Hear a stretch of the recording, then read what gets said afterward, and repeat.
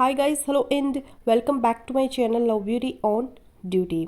आज की इस वीडियो में हम फर्स्ट ट्राइमेस्टर यानी कि पहले 3 माह के अंदर होने वाले मिसकैरेजेस के बारे में बात करेंगे।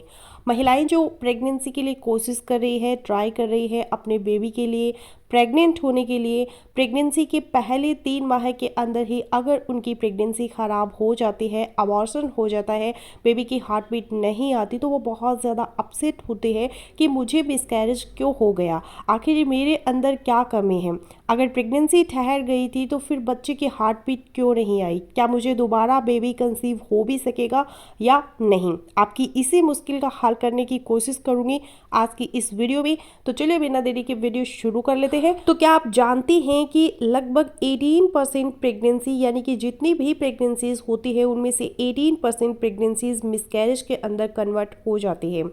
लेकिन ये मिसकैरेज क्यों होता है, आपको ही क्यों होता है, बाकियों को क्यों नहीं होता, और आपको कैसे पता चलेगा कि आपकी प्रेगनेंसी इस बार सक्सेसफुल रहेगी, सक्सेसफुल हो जाएगी या भगवान ना करे मिसकैरेज में तब्दील हो जाएगी, और आप कैसे बच सकती है मिसकैरेज के रिस्क से। तो फर्स्ट ट्राइमेस्टर यानी पहले 3 माह के अंदर होने वाले मिसकैरेज के बारे में बात कर रहे हैं, तो वीडियो को बिना स्किप किए पूरा ज़रूर देखिएगा। तो फर्स्ट ट्राइमेस्टर पहले 3 माह के अंदर प्रेगनेंसी का ख़राब होना, ऑलमोस्ट 26% जो प्रेगनेंसीज है मिसकैरेज के साथ एंड हो जाती हैं पहले 3 माह के अंदर ही, और इनमें से 10% तो प्रूवन होती है यानी कि अल्ट्रासाउंड में सेक भी नज़र आ जाता है, लेकिन बच्चे की हार्ट बीट नहीं आती। और टोटल जितने भी अबॉर्शन होते हैं उनमें से 80% अबॉर्शन पहले 3 माह के अंदर ही होते हैं।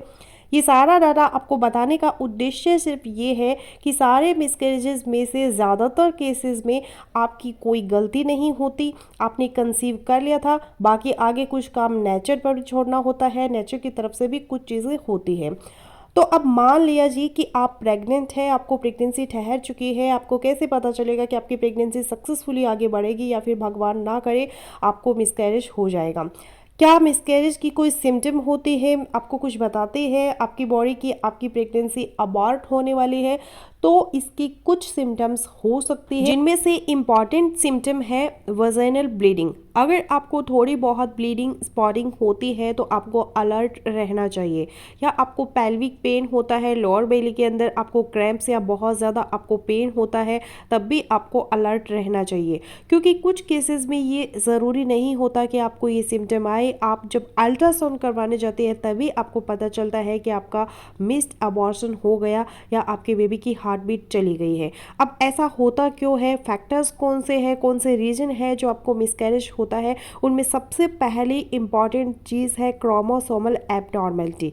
ये क्या है कि आपके हस्बैंड का स्पर्म और आपका एग मिलके एम्ब्रियो बनाते हैं। अगर कहीं भी स्पर्म या एग के अंदर जेनेटिक मटेरियल के अंदर डिफेक्ट है तो एम्ब्रियो के अंदर डिफेक्ट हो सकता है क्रोमोसोमल के अंदर, और ऐसी प्रेगनेंसीज हेल्दी नहीं होती और नेचर की तरफ से ग्रो करने से पहले ही आपकी बॉडी से बाहर निकाल दी जाती है। अगर 10 हफ्ते से पहले पहले महिला का मिसकैरेज हो रहा है तो उनमें 60% चांस होता है कि ये क्रोमोसोमल एब्नॉर्मेलिटी की वजह से है। अब दूसरी बड़ी वजह यहाँ पर हो सकते हैं इन्फेक्शन। अर्ली मिसकैरेजेस में 15% मिसकैरेजेस इन्फेक्शन की वजह से होते हैं। टीबी का इन्फेक्शन हो सकता है, क्लेमीडिया का हो सकता है, माइकोप्लाज्मा का हो सकता है।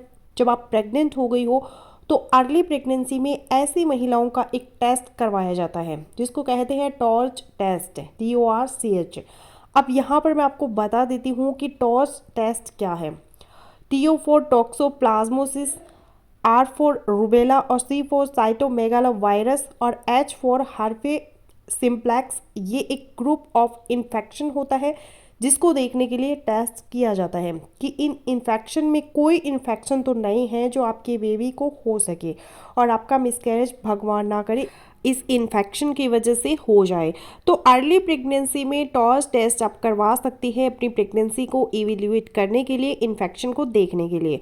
फिर मिसकैरेज होने की रीजन कुछ मेडिकल रीजन भी हो सकती है, भगवान ना करे अगर आपको शुगर है अनकंट्रोल, या आपका ब्लड प्रेशर बहुत ज़्यादा है, हाई रहता है, या कोई एनोरोलॉजिकल आपको डिजीज़ है, या कुछ हार्मोनल फैक्टर भी हो सकते हैं, जैसे कि आपका थायराइड का हार्मोन है वो डिस्टर्ब है, आपको थायराइड हार्मोन की कोई बीमारी है, आपके अंदर प्रोजेस्टेरोन हार्मोन हार्मोन की कमी है, या भगवान ना करे आपको पीसीओडी है, पॉलीसिस्टिक ओवेरियन डिजीज़ है, इस बीमारी के अंदर आपको जो अंडे बनते हैं उनका डीएनए खराब हो सकता है। फिर आपके बच्चेदानी के अंदर कोई डिफेक्ट तो नहीं है, बच्चेदानी की शेप ठीक है, बच्चेदानी के अंदर कोई रसोली, कोई फाइब्रोइड तो नहीं है, ये चीज़ें भी अल्ट्रासाउंड टेलीस्कोपी में देखी जा सकती है। फिर गिर जाने से, चोट लगना, कोई ट्रॉमा होना, इनकी वजह से भी मिसकैरेज हो सकता है। और समटाइम्स हाई रिस्क जो प्रेगनेंसीज होते हैं उनमें इंटरकॉर्स करने से भी ब्लीडिंग शुरू होकर मिसकैरेज हो सकता है। अब क्या आप मिसकैरेज के रिस्क पे हैं? आप प्रेग्नेंट हो तो कितना रिस्क है आपको मिसकैरेज होने का, ये डिपेंड करता है कुछ चीज़ों पे।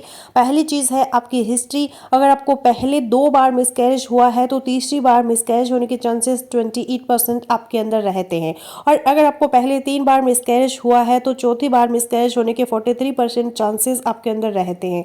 या और भी रिस्क फैक्टर हो सकते हैं। आप अगर स्मोकिंग करते हैं, अल्कोहल यूज़ करते हैं, या आप मेल नरिश्ड हैं, आपकी सेहत ओवरऑल ठीक नहीं है, आपका एज भी कम है। और यहीं पे इम्पॉर्टेंट फैक्टर होता है एज। अगर आपकी उम्र 20 से 30 साल के बीच हो तो आपके अंदर 9% रिस्क होता है मिसकैरेज का, लेकिन यदि आपकी उम्र 40 से ज़्यादा है तो ये रिस्क बढ़ के 75% हो जाता है।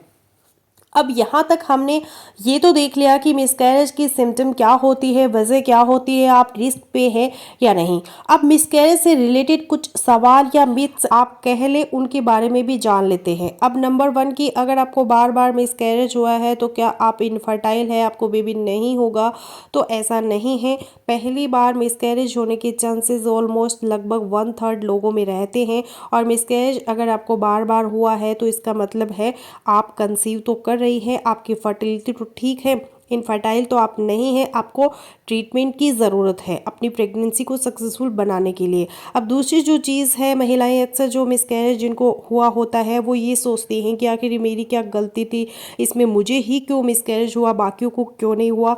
तो आपकी इसके अंदर कोई गलती नहीं है, कोई मिस्टेक आपकी नहीं है। इमोशनल स्ट्रेस से आप बचें और दोबारा से प्रेगनेंसी के लिए कोशिश करें। अब कुछ सवाल महिलाओं के कि क्या भारी सामान उठाने से मिसकैरेज हो जाता है, सीढ़ियाँ चढ़ने से, गर्म चीज़ें खाने से, या फिर घर का कामकाज ज़्यादा करने से मिसकैरेज हो जाता है? तो रूटीन की जो प्रेगनेंसीज है उनमें बच्चा ऐसा करने से ख़राब नहीं होता, लेकिन अगर आपको बार बार पहले मिसकैरेज हुआ है या आपकी हाई रिस्क प्रेगनेंसीज है तो आपको प्रेगनेंसी के दौरान रेस्ट की ज़रूरत होती है। अब आज की इस वीडियो का टेक होम मैसेज ये है कि अगर आपको मिसकैरेज का रिस्क है तो आप प्रेगनेंसी प्लान करने से पहले अपनी प्री इवोल्यूशन जरूर करवाएं। उसके अंदर आप अपने हार्मोन टेस्ट करवा सकते हैं, आप इन्फेक्शन को चेक करवा सकते हैं, अपना HB चेक करवा सकते हैं, अपना शुगर का टेस्ट करवा सकते हैं, ब्लड प्रेशर चेक करवा सकते हैं। आप अगर आपका वेट ज़्यादा है तो कंसीव करने से पहले उसको कम कर सकते हैं। और दूसरा मैसेज यहाँ पे ये है कि अगर आप प्रेग्नेंट हैं और पहले 3 माह के अंदर ही आपको हल्की फुल्की ब्लीडिंग स्पॉटिंग होती है तो उसको आपको इग्नोर नहीं करना, तुरंत से अपने डॉक्टर से कंसल्ट करना है।